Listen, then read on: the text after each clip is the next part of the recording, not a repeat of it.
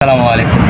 কেউ যদি আপনাকে জিজ্ঞাসা করে আপনার ইনকাম কত, আপনার বেতন কত, তো আপনি যদি তাকে বলেন, বলার পরে হচ্ছে যদি কম বলেন, কম বললেও সমস্যা, আর বেশি বললেও কিন্তু সমস্যা।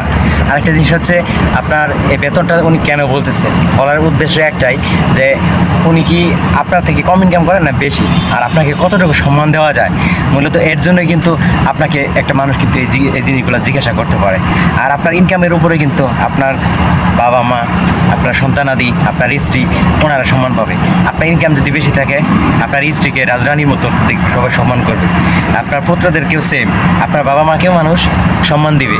আর আপনার যদি ভাই ইনকাম না থাকে, তাহলে কিন্তু ভাই আপনাকেও তো দাম দিবে না, পাশাপাশি আপনার যে যারা মুরব্বী রয়েছে এবং আপনার যে বংশধর রয়েছে তাদেরকেও কিন্তু কেউ সম্মান করবে না। সো পুরুষের ইনকামের উপরেই কিন্তু নির্ভর করে তার আত্মমর্যাদা, তার সম্মান কতটুকু। তো এর জন্য আসলে ভাই ইনকাম করা আমাদের সবচেয়ে গুরুত্বপূর্ণ।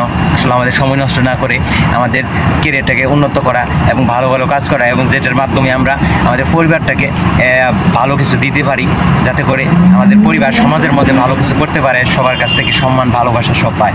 মোট কথা আপনার পকেট খালি, আপনার পরিবারকে কেউ দেখবেই না, আপনাকে কেউ দেখবে না, সেটা যত সম্পর্ক হোক না কেন। আর যদি ভাই আপনার ইনকাম ভালো থাকে, আপনার দূরের সম্পর্ক যারা রয়েছে তারাও কিন্তু ঠিকই আপনার কাছে কিন্তু চলে আসবে, আমি কিন্তু তোমার অমুক আত্মীয় লাগি, এটা লাগি ওটা লাগি।